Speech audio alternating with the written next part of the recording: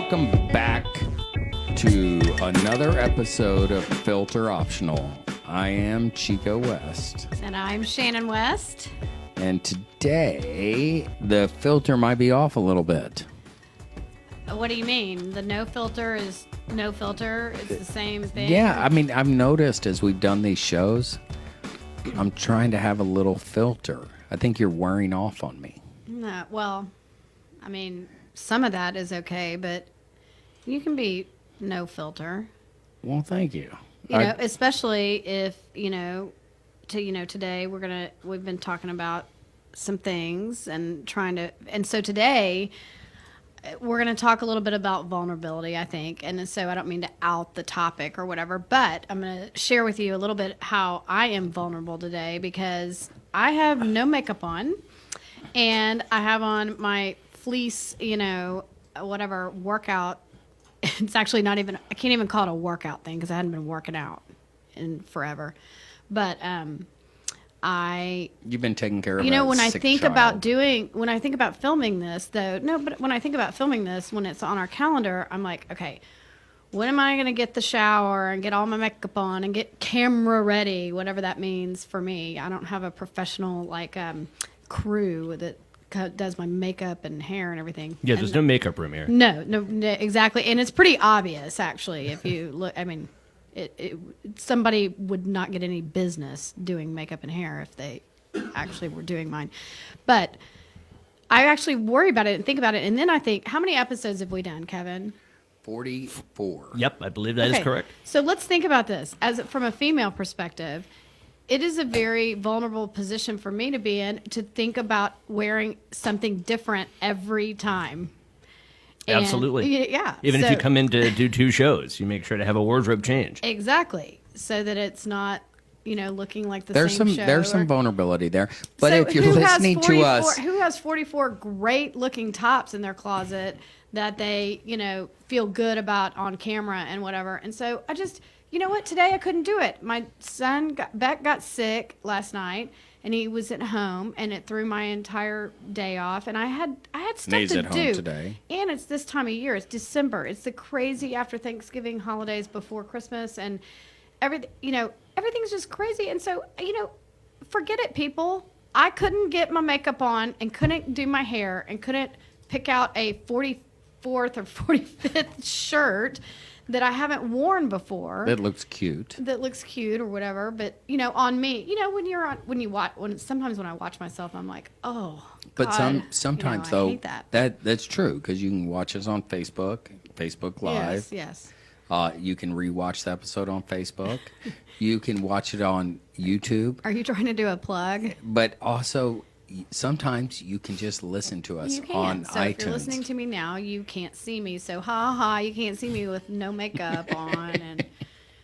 But yes, I like that little plug, and you didn't take it away. I was talking to you because I've been, we just got back from Thanksgiving and doing our traveling, and we went down to the lake and went to the Texas game, and it was a nice time. It was nice. But I was thinking, I've been reading, I've really gotten into, and me, part of my personality, I get stuck on different authors, or if I'm reading the Bible, I get stuck on a verse, or verses. Or when you went to graduate school, when we were first married, and you were taking human development class, I swear you were diagnosing me with things. No, abnormal. Abnormal, even worse. Human development is having childbirth, like Piaget and stuff like that. Right, right. Abnormal, I was diagnosing you and all your friends with different personality disorders.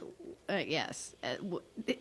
Anytime you were studying a certain personality disorder, you would come home and try to see if I fit the category, Yes. and then see which friends I have that fit the categories. And sometimes I wanted you to take the Milan, a tool used for that. I don't know what that is.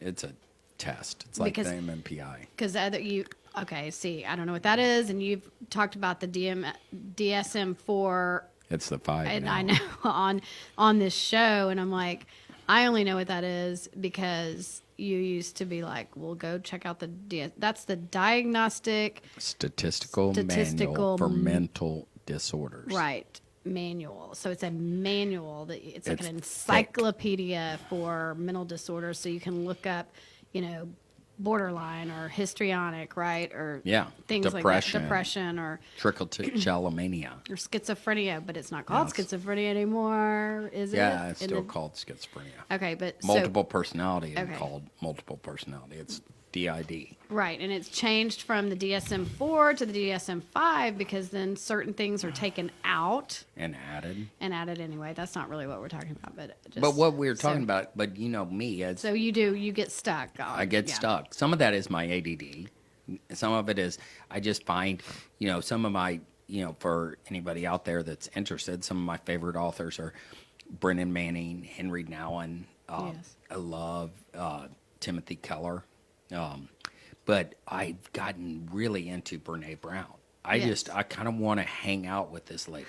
And you heard Brene Brown mention that Henry Nouwen was one of her favorite authors, but she pronounced his last name differently. And you're like, wait, it's Nouwen. And I'm like, well, how do you know? Yes. But anyway, so we're still not sure. It's probably she did it correctly because she has her PhD. I only have my master's. Yeah. What'd she say, Nouwen or something? Nouwen. Yeah. Yes. Anyway.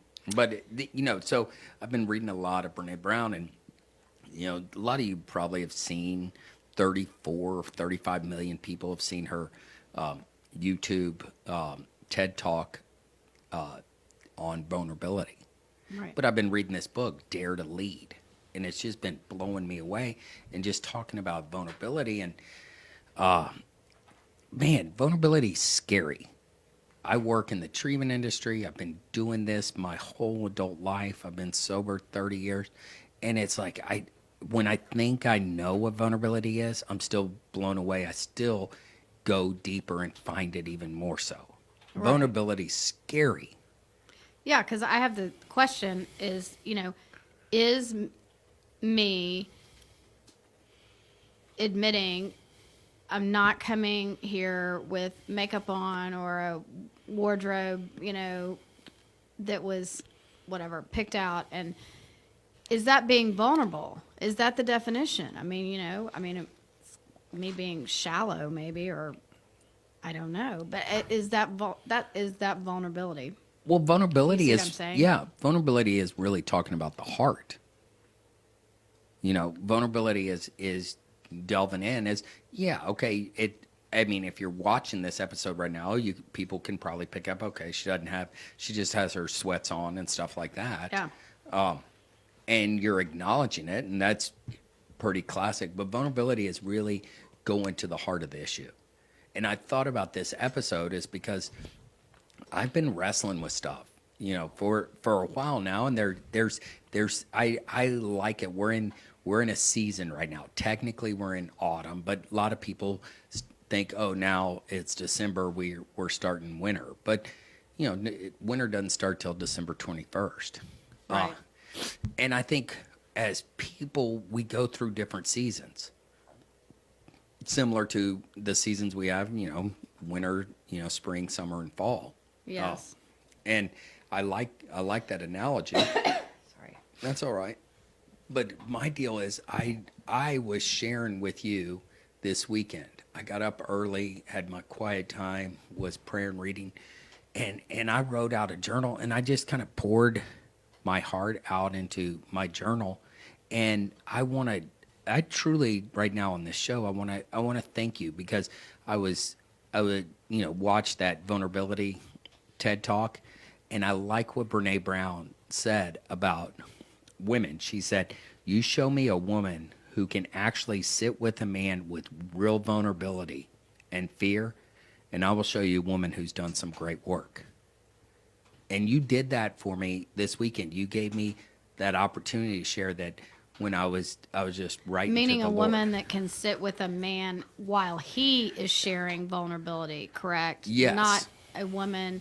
Sometimes you can kind of misinterpret that by saying a Well, woman thank you. that sits in vulnerability, meaning that would mean me being vulnerable. But no, it was a woman sitting with a man while the man shares his vulnerability, right? His vulnerability and his fear. That, and you did it, and you allowed me to share that without getting in and fixing me, and you just really had this good connecting moment. Yes. Yeah. I think so. I mean, it could have been because it was early in the morning and I'm not a morning person, and I knew that you were going to need to share with me anyway. And so I was going to allow it. But I, I can appreciate the vulnerability once you shared. Yes. Yes. But it could have been the time of the day, but not really. But It could have been the time of the No, day, not but what really. what I was sharing is I got it right here. I'll share a little bit of it, about it, and I struggle because sometimes vulnerability is tough. I don't want to have this false vulnerability, but I'm gonna open up right now on our podcast and talk about on December 1st is when I wrote this. Lord, I'm sitting here not sure what's going on emotionally and spiritually with me. I'm struggling with others and I'm focused on others rather than looking at my own stuff. And then I went in a little deeper and I said, and Lord, I am trying to get my validation from outside sources rather than you. I want others to find value in me as a treatment provider and counselor and business leader. Lord, I need affirmation, and yet I come across like I don't need it. And so there's really not much humility, and that's why I love what I've been reading with. there's not much humility. What do you mean? If I'm humble, if I'm trying to exalt myself, right there where I was saying, if I'm trying to exalt myself, I'll be humbled. Right. If I humble myself, I'll be exalted. Okay. So, yeah. You don't need the outside sources. I don't need the outside sources, but I just want to humble myself. So, and I'll be exalted. That's what it says. And the deal is, it's like, I don't know what it is, Shannon, but I know me. I want to put it in first person instead of third person. I know me. I struggle with just comparing to the outside world. I believe people do as in general terms, but I just know that I struggle with it. I struggle with, okay, hey, am I doing the right thing? And then the deal is when I back away and I appreciate. This is a random thought. I appreciate my ADD when I'm not thinking about others, when I'm just doing my thing. Yes, I can see that. And I'm being who I am. Yes. It is. I get cool moments. I get those moments where, man, if I'm humbled and I'm really connecting with people. I connected with my buddy Gary Fisher today, and his brother-in-law died, and he just goes, "Hey, Chico, Gary's in his 60s, and we've been friends for 20 plus years, and just a great friend, also a mentor in many ways." But he's just going, "Hey, Chico, can you give me some scripture? Because I'm going to be, speaking at my brother-in-law's funeral." Right.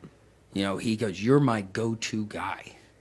Yeah, so that's affirmation. It was affirmation. I wasn't looking for it. I wasn't seeking it. Right. That's what I'm talking about. It's like, that's where my struggle is when I'm looking for it, I struggle more. And then then fear gets in the way. And so with validation, it's like, I want that validation, but I want vulnerability because, man, it just kind of, those messages that go on in our head, I don't know, go in our head. I'm going to say go on in my head of, man, I am, I'm not good enough. I'm not worthy enough, or stuff like that is just, imagine it's tough sometimes being married to me. Well, I'm not. No comment. Really, Kevin, come on. What am I? Yeah, right. Yeah. But I think about that is like, I think, man, it's like because man, I am. I struggle. I struggle, with just a lot of different things, and I get fearful if I admit my struggle. Yeah. Don't you think that? I mean, I'm not minimizing it at all, but that's everyone. Mm-hmm. Should be. I mean, it was hard for me to admit that I mean, this is a whatever first world problem, but admitting that I'd struggled with not being able to get my face on and do all that kind of stuff. I mean, we all struggle, but we've talked about it on the podcast before, struggling well. How do you struggle well? Well, maybe you have to identify your struggles. You have to identify your struggles and be willing to step into that vulnerability. Yes. Because that vulnerability, is, it really takes it away. Well, I think people get confused with, so help me kind of process this. People get confused with being vulnerable and kind of exposing. You know what I'm saying? Like, you don't need to go in front of, the PTA and express your vulnerability or your struggles, or the church or wherever. You don't have to necessarily. Do you see what I'm saying? Like, But here's the deal. I think that's the misconception, because vulnerability, examples of courage is, uncertainty, risk, and emotional exposure. So a church needs that. Wait, repeat. What's that? Courage. Okay. The examples of courage. Okay. Okay. Is uncertainty, risk, and emotional exposure. Okay. Okay. And so if we have and you need all three of those for courage. And the deal is, sometimes you got to be courageous. Vulnerability it is not necessarily going in and, like me, I'm a recovering alcoholic. Is I don't go in and, hey, I'm a recovered alcoholic to the PTA. It doesn't have the context. Right. Okay. Right. Now, if you're talking about, hey, for some PTA event we need to address, there's been a rash of drunk driving accidents or stuff like that, hey, I would expose that I'm can step into that, and that vulnerability. That's a vulnerable moment. But vulnerability, I think, needs to happen everywhere. When we don't have that vulnerability, I don't think we truly have connection. And so that the reason I wanted to talk about this, and I'm glad you're asking those questions, is when I struggle, because I want to be a vulnerable man, almost all the time. Yes. And the deal is, when I am vulnerable, I set myself up to get sometimes go into shame, sometimes then beat myself up. Yeah. And the deal is, when I'm not around people that are vulnerable, I struggle with that. And so then what happens? I do what they do, and I become judgmental. But I have true connecting moments with people that are vulnerable, and not this surface stuff. Right. And it's like that uncertainty, risk, and exposure. If we don't have those things, all of us are broken. Brennan Manning talks about that in the Ragamuffin Gospel. And I love his quote about that. I'm going to pull it up. Is to be human is to be poor. All of us are broken. All of us are in need. The greatest symptom of our brokenness is not acknowledging it. Right. And so part of vulnerability is acknowledging our brokenness. It's only in pride that our need goes unmet. It's only in pride that our brokenness is without healing. We serve a good, loving Father who has always loved us. When we stop trying to prove to ourselves, God, and others that we have our lives together, we actually begin to truly live. There's an overwhelming freedom, joy, and love in living with the reality that we are wholly accepted and loved just as we are. May you discover that abundant life available to you as you live poor in spirit. Right. So stepping out, I mean, I hate to keep going back to my personal today example, but, stepping out in vulnerability allows me to have freedom. And like I right now, as I'm sitting here, I really could care less what I look like. I really could care less what I look like, when 2 hours ago I was really concerned about what I look like. Yeah, so right there, your heart. You were nervous. You were fearful. So right there, it's like I like what. Now I'm not going to dress up ever again. Just do this every show. Exactly. The new me. Yeah. If you want to see the ego go to DEFCON 1, get anywhere close to shame. What makes embracing vulnerability feel the most terrifying is how taking off the armor and exposing our hearts can open us to experiencing shame. And so and she goes in and talks about the ego. It's like so many times that vulnerability opens us up to experiencing shame. Well, because, this whole thing is not about how I look. You're right. It boils down to the shame of me thinking that people are going to be like, well, she doesn't have it all together because she couldn't even take a shower today. Like how, she's doing this podcast and she's, doing all her business and has all her work and her kids and all this stuff. But she can't even put on, some makeup to do this podcast. I mean, that, it boils down to what I fear of the shame of my entire life. It's not really about how I look. I mean, I'm not a beauty queen. I'm not a movie star on purpose. Like, no one's discovered me on camera, You're a beauty queen to me. Yeah, right. I know.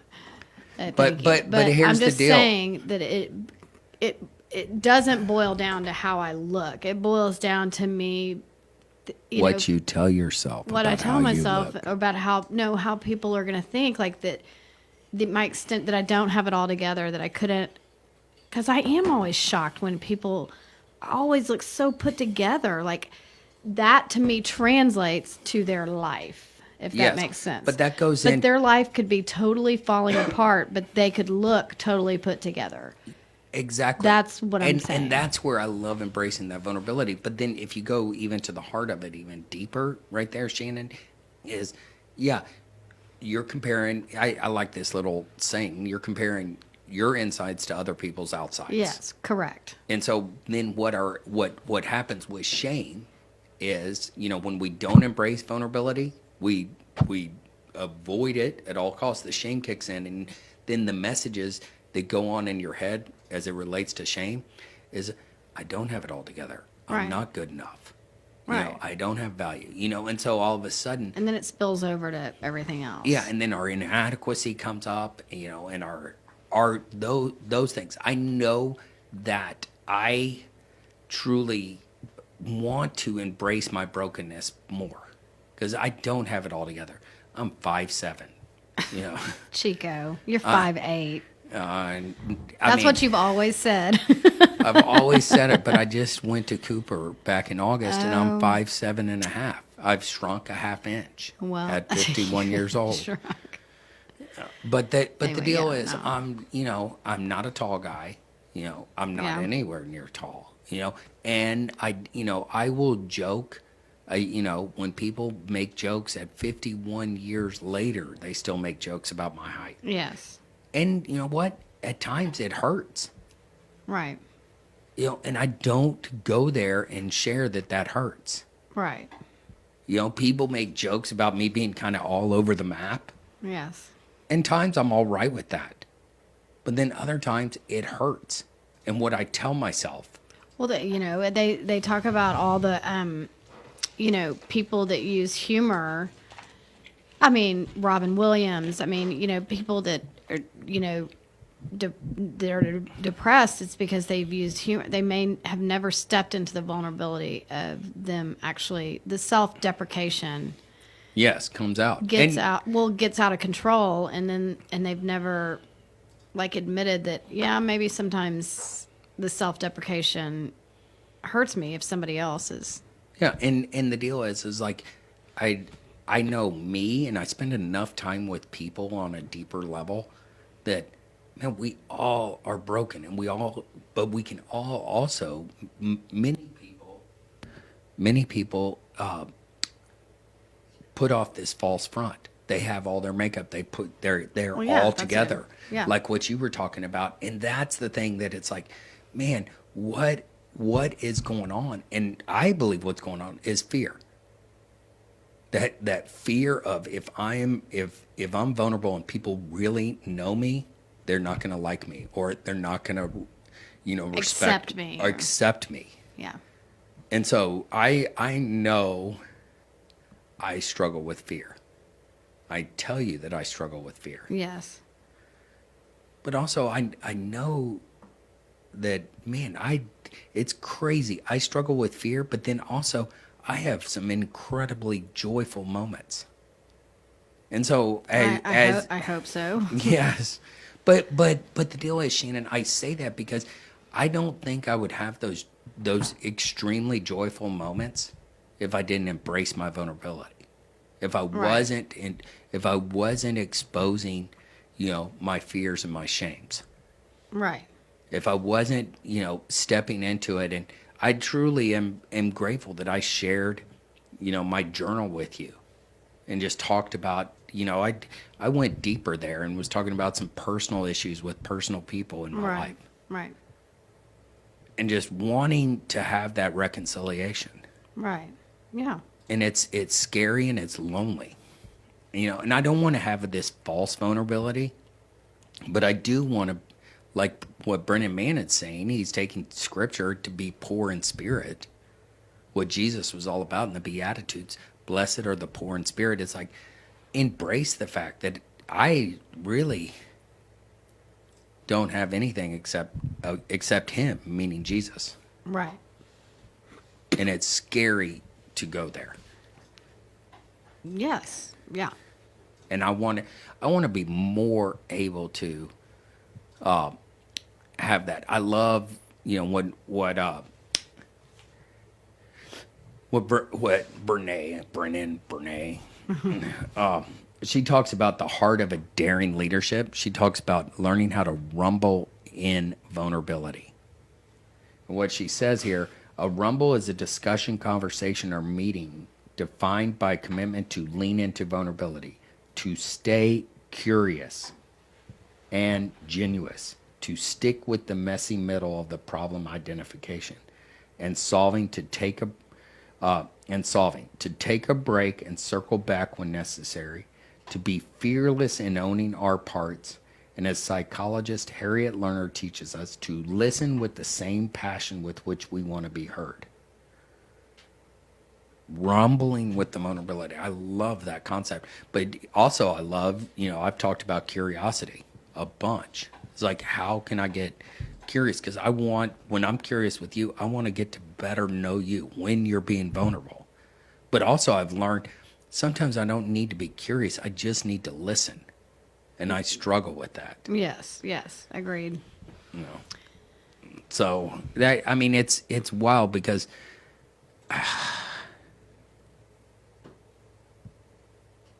how I think it's transformative if you and I can be constantly vulnerable. I think married couples, I know there's times where I don't feel comfortable being vulnerable with you. Today I do. And I know there's times that you haven't felt being comfortable being vulnerable with me. Correct. Yeah.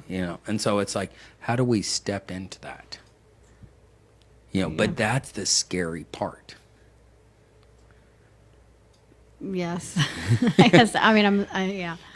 Yes. Yeah. You have I'm not anything sure. to add? No. I'm trying to. What do you think gets in your way of being vulnerable with me? I don't know. I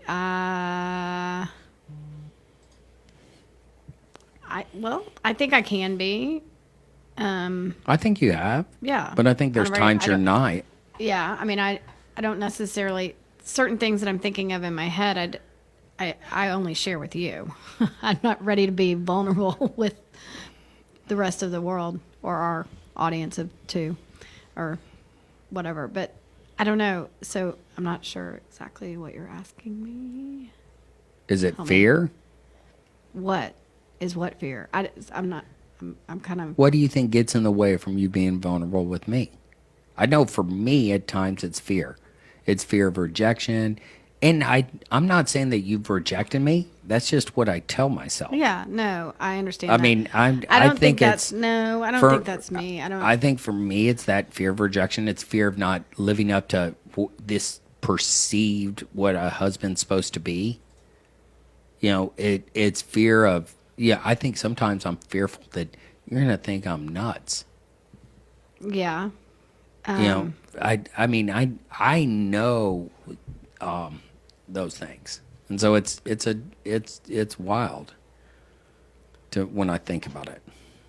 Yeah, I mean, I guess I would need to think of a specific example. Like, I can't think of anything that I'm not vulnerable with you at this moment.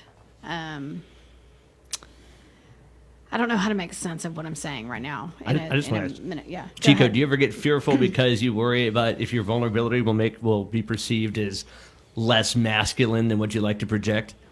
Yes, and that's what. Okay, so see, that's where I can relate to. Okay, see, that's at the heart of the man. Yes. You know, is that's where I love what Brene Brown was saying when she was talking about shame, is that she gave an example of a book signing, and she goes, this guy came up and goes, I really like your books, but I have to ask you a question. How come it's only about women? Because I am a woman. And she goes, you know, point, though. But right. he said, you know, you're a researcher and you're researching all this. You know, how come only about a woman? Because here's the deal is, yeah, guys might perceive me as weak, but these 3 books that you just signed for my wife and my 3 daughters, they're the hardest on me. You know, because if I'm not strong enough, they see me as weak. I have to be, you know, that prince in shining armor. And then she goes, from that moment, she's done then all this research to go, why is it in our culture that women perceive that? You know, and so it goes in that, hey, if I am vulnerable, then I'm weak and I'm not good enough and I don't have my shit together. And so that, you know, and that could be scary it's for more a woman. acceptable for a woman to be vulnerable. So that's why I'm having trouble thinking of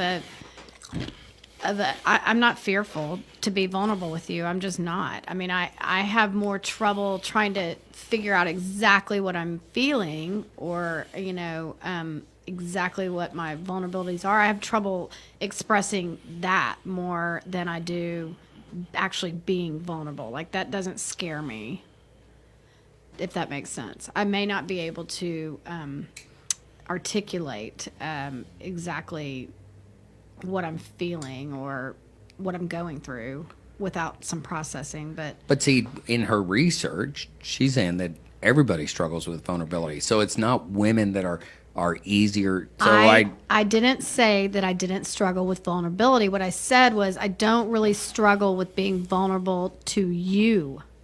Okay. Yeah, exactly. It was easier for Chico to identify what prevents him from being vulnerable with you. To me, you can't put your finger on an exact emotion there. Yes, you were talking specifically about me.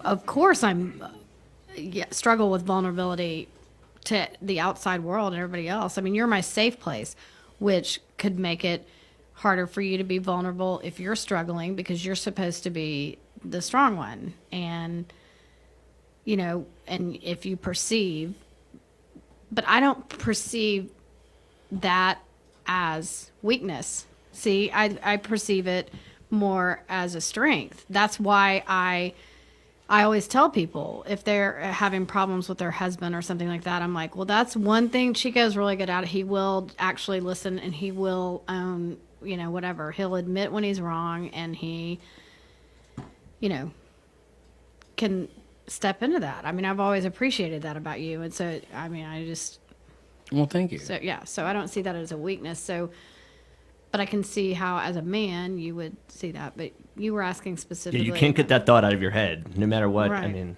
and it's innate. I don't know where it comes from. I'd love to see research about it, but it is that struggle that we're supposed to be strong and have it all together and not be fearful. And you know, I know that's where it dries from. And then the deal is, it's interesting. I love your example to start the show about, oh, do I have it all together? Because there's this perception for women, she goes on and talks about that y'all are supposed to have it all together. And she gives this illustration of some, beauty makeup commercial from years ago. And she goes, I think that commercial actually sold more antidepressants than actual their cream, because she said the song, you would know it if said it. But get up in the morning. So take listen to this is relevant to now. Have you heard all the hubbub about the Peloton commercials? Have you, Kevin? Okay, so it's this like super attractive, thin, young woman, and she comes in and she's like, "Oh, you got me a Peloton for Christmas or whatever," and then she's like, "Oh, I don't want to do that or whatever," and then she comes in the door. The next scene is she comes in the door and she goes, I've been doing it 5 days in a row, who would have thought or whatever. And then she's sitting on the couch next to her husband in her clean home and, whatever. And she's like, thank you so much or whatever. Everybody is going nuts over this. Yeah. Like, you know what I'm saying? Ridiculous. It's ridiculous. It's just really outdated. It's outdated and it's really, just not hitting the people that it wants to. And so they're like, oh, this already attractive, skinny girl it got a Peloton, and she's like 5 days. Yeah, and that's not who you should be targeting. You know what I mean? And they're doing all these parodies on it. Like they're doing like, oh, they're saying, my wife cleared off this spot on the carpet for me to do push-ups every day. And he was like, I'm so thankful that she cleared off this spot. What? And then he comes back and he's like, I'm on day 5 doing my push-ups. And it's everybody is just taking it to it'll either really sell some Pelotons because just the chatter of it, or people are going to riot because, anyway, it's just. But there's that. They're like, they did a whole commercial on it, like showing her having it all together. It's like. Well, and that's what the commercial was, having it all together and then be there for your man and never showing not showing vulnerability. Because you have to have it all together. It's not about weakness, but it's really about you as a wife and a mother. And then, by the way, don't give your wife a piece of exercise equipment unless she asks for it very specifically. Yes. But that's the deal is, so the vulnerability's different for men and, different for women. Yes. For women, it's not about y'all have to have it all together. If you don't have it all together, then there's something wrong with you. Yes. And so that's what I like. You don't have it all together today. That doesn't make you less than or better than or anything. And no one watching the TV has it as together as this woman in the commercial. Even she's faking it. Yeah. Of course. She's paid to fake it. But, so that's all I'm saying is that.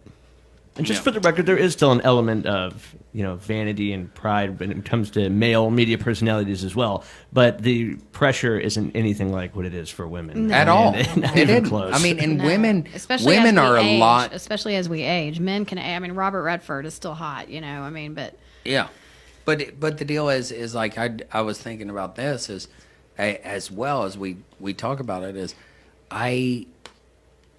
I struggle with vulnerability with my peers because they'll call me different names and, I'll do the same thing and stuff like that. But then I have gotten really deep with a lot of my peers. And I think in some ways deeper than you have probably with your peers, because there's this perception if you really get vulnerable with your peers, man, women will eat their own. Yeah. It is not. It is not pretty, and we've that's seen another that topic. But that's that thing. That's that thing that where women struggle with the vulnerability. Yes. We struggle with it because we don't want to be weak or perceived as weak. Right. So I do believe that, but I've just been embracing it, and I want to say, man, I am broken, and I don't have my shit together. Yeah, I do. Send people to Casa Colina to this broken guy. Yeah, that's great. No, you can send him because I have my shit together, so I'm good. But the deal is, it's all right. We embrace brokenness at Casa Colina. Yes, we do. And so hopefully and in our home. and in our home. But, that's why I love, kind of wrote a thing about home. Did you see that? Yes, you keep reading stuff. I know, and you get bugged by it. Home is not just a physical enclosure, but it's a shelter from the storm of life. Home is a place where you can get rejuvenated, recharged, and restored. It's warm and hospitable, filled with food, rest, nourishment, safety, and beauty. It's a place to find rest for not just your body, but your mind and soul. At Casa Clean, it is our desire to welcome you into not only our home, but also our hearts. And so I want to know people's hearts. I want people to know my heart. Yeah, you didn't write that, did you? Yeah, you like that, don't you? Just to be vulnerable. Just to call you out. Kay so wrote you can it. be vulnerable. Kay wrote yeah, it. I knew that. I gave her the ideas, okay? I knew that. You also gave her credit on the show, so there you go. Yes, it's good. Okay, well. All right. So thank you, and until next time. Yeah, let me go home and get my shit together. I tried to. Take care. Bye-bye. Bye.